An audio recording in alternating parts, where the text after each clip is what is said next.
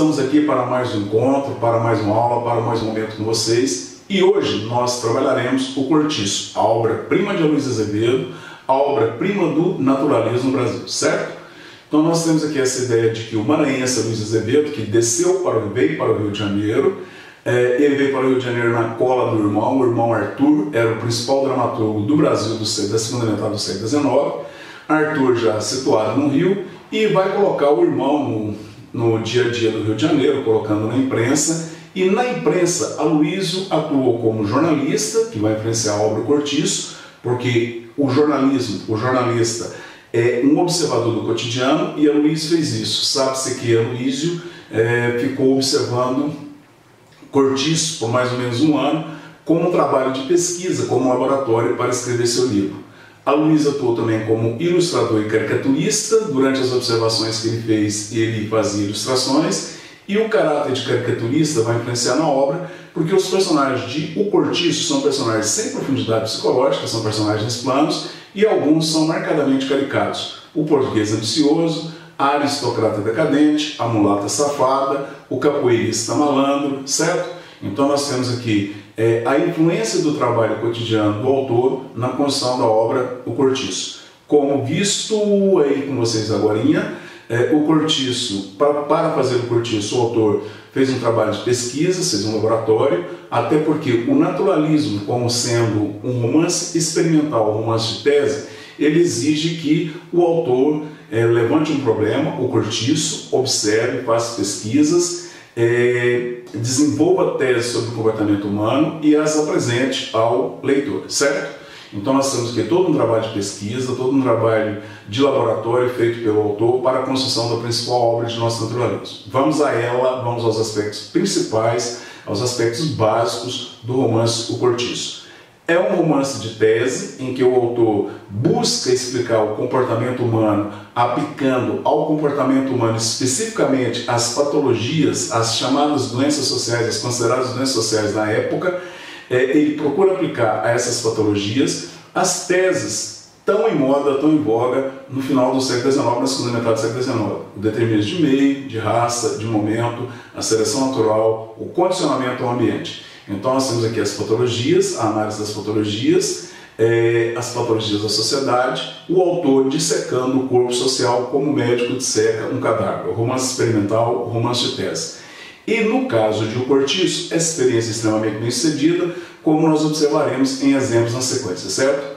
Nós temos um dos principais exemplos de romance de espaço da literatura naturalista. O Cortiço é uma experiência única. Na Europa nós não temos uma experiência tão bem sucedida como a do autor Aloysio Azevedo do Brasil, de trabalhar um microcosmo, aliás, dois microcosmos, o Cortiço e o Sobrado, duas estruturas sociais, e a partir dessas duas estruturas sociais fazer uma análise da sociedade, uma sociedade doente, um corpo social doente, um corpo social marcado por patologias, certo?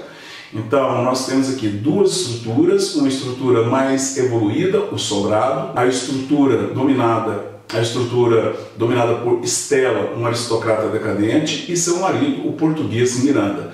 O Miranda que se casou com a Estela pelo dote. O enriquecimento do Miranda, a fortuna do Miranda vem daí, o dote, e não o trabalho. Então nós temos o Sobrado, uma estrutura social marcada pela presença de um comportamento aristocrático, cheio de bons modos, uma estrutura mais evoluída do que a outra estrutura, que é o Cortiço.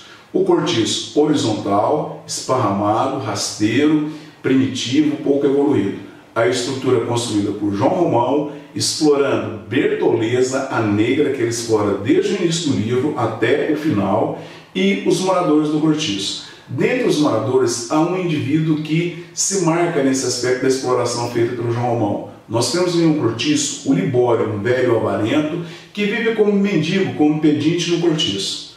Libório passa o tempo todo pedindo, roubando as crianças, catando o que está ao alcance dele. Ele é comparado com um rato, aí numa das características fundamentais do naturalismo, a questão do zoomorfismo. Fica catando, fariscando e levando para o seu buraco, para o seu barraco, certo? Então o Libório tem várias garrafas, e essas várias garrafas cheias de dinheiro. Todo o dinheiro que ele ganha, ele guarda. Então no decorrer do livro, João Romão vai explorando a negra Bertoleza, colocando a negra para trabalhar colocando a negra explorando a mão de obra da negra, e no final do livro ele vai roubar o Libório. No final do livro ocorre um incêndio que destrói o cortiço, e a preocupação do João Romão é ir ao barraco do Libório e roubar as garrafas que ele tem, certo?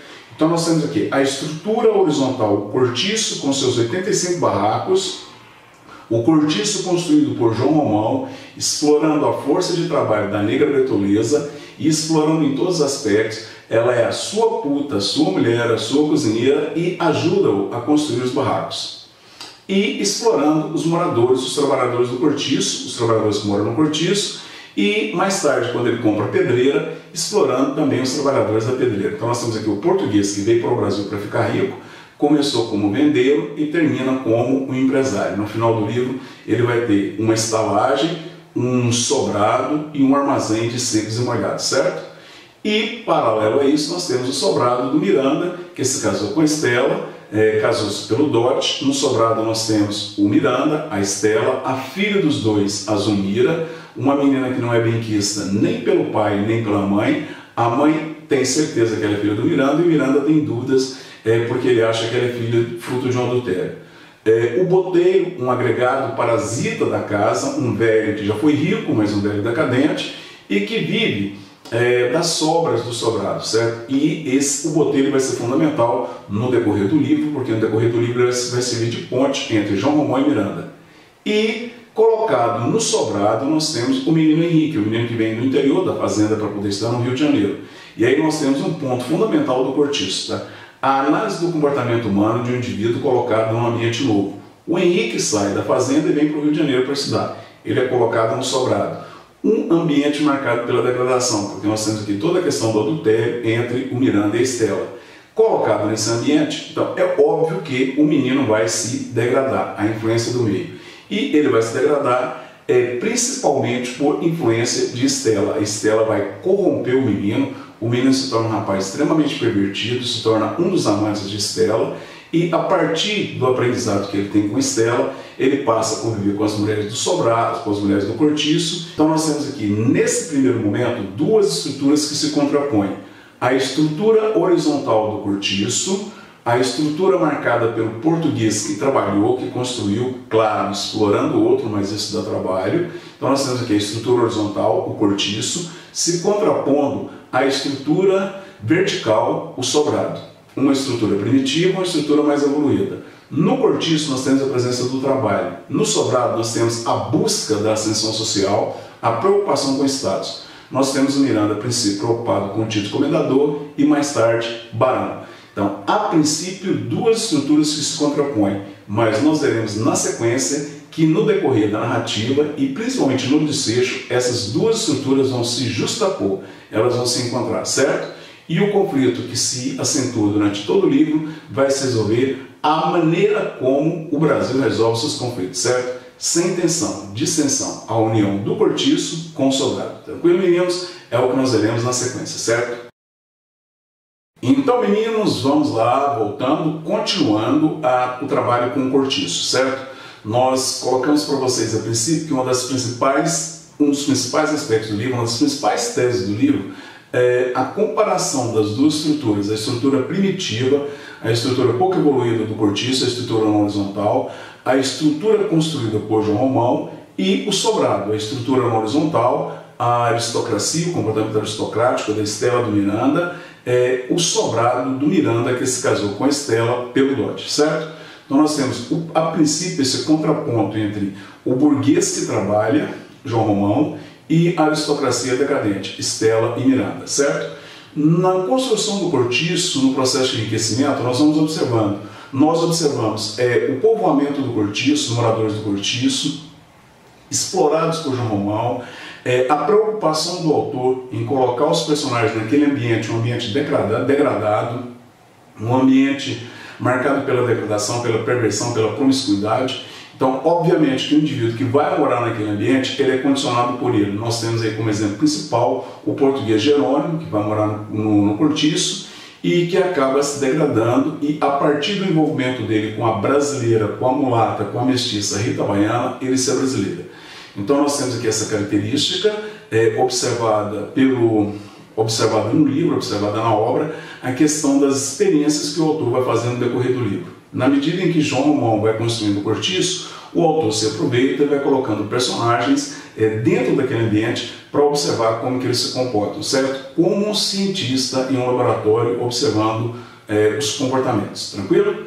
Então nós temos aqui incluindo esse fato do comportamento do autor como cientista, que vai levar à questão de o livro ser narrado em terceira pessoa. O autor tem que ser objetivo, tem que ser neutro, como um trabalho analítico, como um trabalho de tese, certo? Então nós temos aqui a construção do cortiço, os personagens colocados lá, a Pombinha, a menina que cresce no cortiço e é corrompida pelo cortiço, se torna uma prostituta no decorrer do livro, tem uma relação homo com a prostituta Leonie, o Jerônimo que se perverte, que se é brasileira a partir do cortiço, a sua esposa Piedade que se torna extremamente degradada, uma bêbada abandonada no final do livro, e a filha que vai seguir o mesmo caminho da Pombinha se prostituindo. No cortiço nós temos a Leandra, o Albino, o homossexual, o Libório, o pedinte, o mendigo, que vai acumular uma fortuna e será roubado depois por João Romão. Então são comportamentos de caráter patológico. E no decorrer da obra nós temos na venda, mais tarde no armazém, o português João Romão e a sua companheira, a negra Bertoleza. A negra que tem uma quitanda, se associa a João Romão, o macho alfa, o macho evoluído, e o português, a negra tem um orgulho de ser mulher de um branco, mas na sua condição de negra, de objeto, ela não tem consciência da sua exploração, ela é um indivíduo alienado. João Romão explora a negra, explora os moradores e vai enriquecendo, certo? Tanto é que no final da obra nós temos o João Romão com dois problemas. Ele está rico. O cortiço para ele agora é um problema, porque na sua nova condição econômica ele almeja uma posição social mais elevada.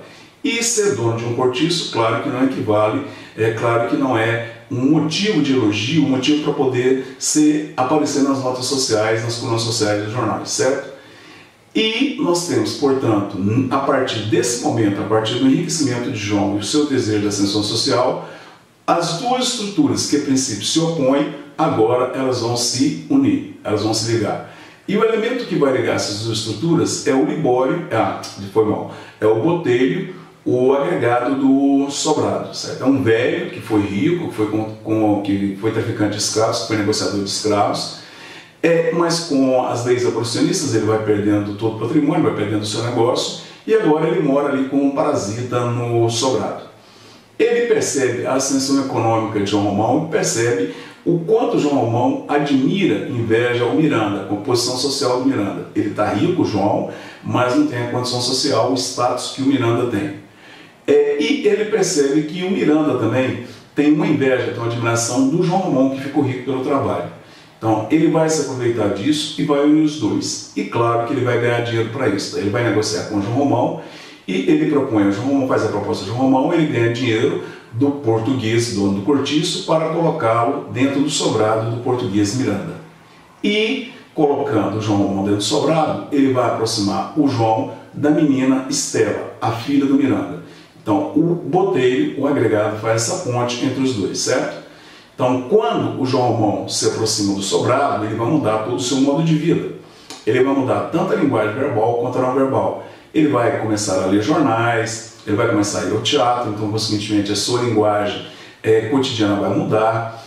Ele vai ir ao barbeiro, ele vai ao barbeiro, ele vai fazer a barba, o cabelo, vai passar a usar terno, vai parar de andar em manga de camisa, em tamanca. Então muda também a linguagem não verbal. Então é outro João Romão. E conseguintemente esse novo João Romão tem outro problema. O primeiro problema é o cortiço. O segundo problema é a negra Bertoleza. Para esse mundo novo dele, para a sua ascensão social, a negra Bertoleza torna-se um obstáculo. E é também o Botelho que vai ajudá-lo a se livrar da negra. João Romão, desde que passa a viver com a negra, ele se encarregava de pagar a alforria dela, coisa que ele não fez. O dinheiro da alforria ele gasta na construção do cortiço. As economias que Bertoleza tinha guardada, ele compra os lotes que deram início à sua obra, ao seu empreendimento, certo? Então ele explora a negra, ele rouba a negra. E no final do livro ela é procurada como escrava fugida. já que a sua alforria não foi quitada. E Botelho se encarrega de procurar os antigos donos e denunciá-lo. O filho do seu antigo dono vem procurá-lo no cortiço e, ao ver, ao se colocar naquela situação de ser denunciada pelo homem que ela tanto admirava, um homem que ela respeitava, ver o quanto ele foi traiçoeiro, ela prefere a morte. Então nós temos aqui a seguinte situação: ela voltaria a ser escrava. Entre ser escrava e morrer, ela prefere a morte. A morte é melhor que a escravidão. Aí nós temos também um aspecto político. O autor era liberal, republicano e abolicionista. Ele vai denunciar a condição do negro explorado pelo branco, certo? Então nós temos aqui, o João Romão vai se livrar da negra e vai se livrar do cortiço. Nós temos um conflito entre o Jerônimo e o Firmo pela Rita Baiana.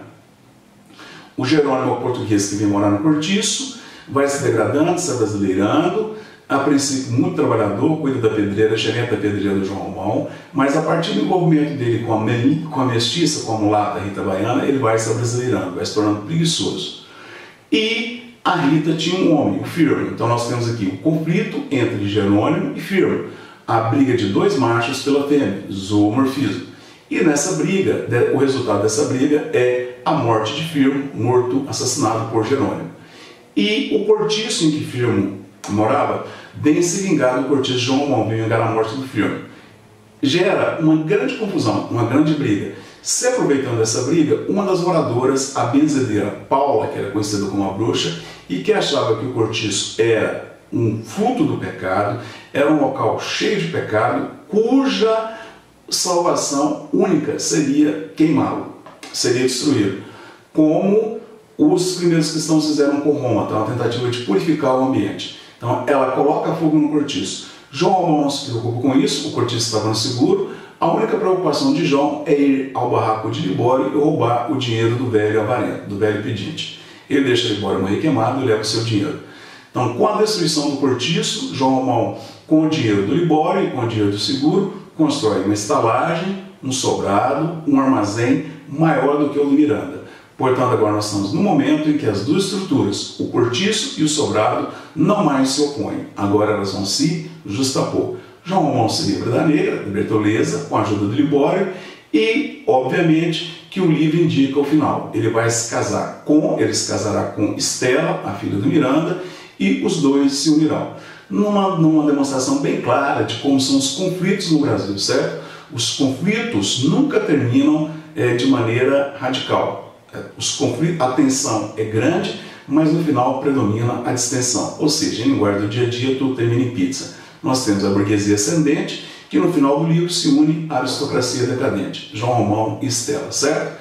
Então, duas estruturas que a princípio se contrapõem, mas que no final se justapõem. Nessas duas estruturas, o autor analisa o comportamento humano, as patologias, o adultério, a prostituição, a homossexualidade, a avareza, a ambição, e procura aplicar a elas as teorias da época. A seleção natural, o João Romão é superior, a Bertoleza é inferior. Condicionamento ao ambiente, o Jerônimo vem morar no cortiço, se torna um indivíduo degradado, pervertido, ser brasileira. O Henrique vai morar no sobrado, se torna um indivíduo pervertido. O condicionamento ao ambiente, o determinismo de raça, a Rita Baiana é mulata, é mestiça, portanto é degenerada, assim como seu companheiro Firmo. Tranquilos? Então nós temos aqui todas as teorias da época, o romance experimental, o romance de tese, e principalmente a questão do romance de espaço. É um romance que tem como protagonista o próprio cortiço, e o cortiço como microcosmo para análise das patologias sociais, mas também para uma análise do Brasil, do Rio de Janeiro da época, e o Rio de Janeiro da época era o Brasil, certo? Então, esse caráter do cortiço como microcosmo, com um elemento usado como a metonímia para fazer uma análise do Brasil como um todo, é o elemento que nós analisaremos com vocês na terceira parte desse trabalho, certo? O cortiço como alegoria do Brasil, o cortiço como uma metonímia para o Brasil. Tranquilo, meninos? Finalizando com vocês esse trabalho com o cortiço, a obra-prima de Aloysio Azevedo, a obra-prima do naturalismo brasileiro. Agora, associando o cortiço ao Brasil, o cortiço como uma alegoria para o Brasil, como um microcosmo em que o autor vai colocar problemas do Brasil da época, e nós vamos observar que são problemas que permanecem ainda atuais, certo? Então nós temos, primeiro, uma questão fundamental do cortiço, o parasitismo social. O parasitismo social é observado no sobrado. Nós temos aqui o botelho como parasita, o indivíduo que não trabalha, que vive ali agregado ao sobrado. Nós temos o Miranda, um indivíduo que não trabalhou, que deu o golpe, que casou-se pelo dote. Um indivíduo mais preocupado com o status, mais preocupado em ser comendador, mais preocupado em ser barão do que propriamente com o trabalho, certo? Então nós temos aqui o parasitismo social, essa ideia de uma elite que não trabalha, que é uma ideia muito forte na época, ela é muito acentuada na obra de Machado de Assis, o parasitismo social, o Brás Cubas não trabalha, o Bentinho não trabalha, o professor Rubião não trabalha, o Quincas Borba não trabalha, eles vivem de rendas. No caso do Miranda, ele vive do dote da esposa de Estela, certo? Nós temos aqui esse comportamento decadente, esse comportamento de uma parte da sociedade brasileira que ainda passou para o século XX, para o XXI.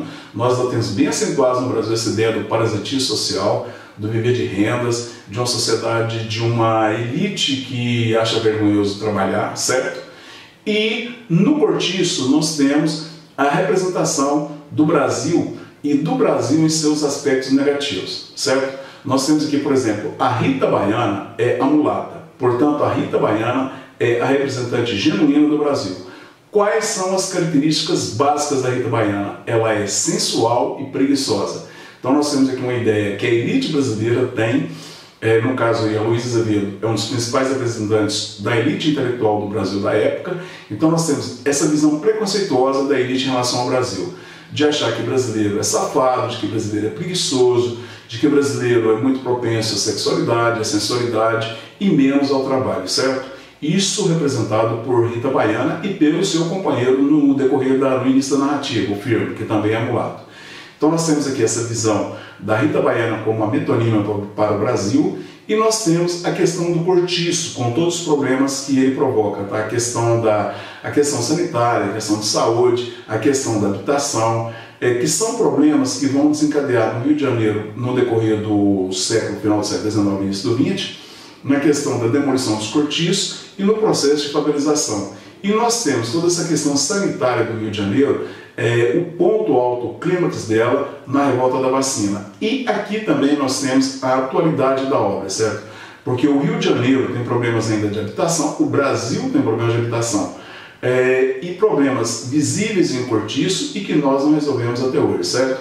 Do cortiço, a favela, as comunidades, os problemas vividos ali no cortiço, problemas de violência, de prostituição, questões sanitárias, questões de doença, são questões que nós continuaremos depois tendo nas favelas, nas comunidades, na periferia do Brasil.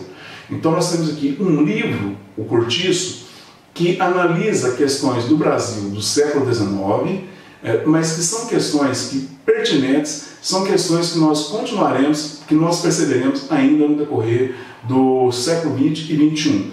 Por exemplo, nós temos um dos principais trabalhos do cinema brasileiro, Cidade de Deus, e no filme Cidade de Deus nós observamos problemas que nós temos em O Cortiço, certo?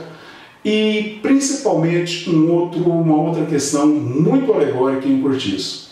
Em O Cortiço nós temos, no romance O Cortiço, nós temos a figura do burguês em ascensão, do burguês ascendente, o João Romão.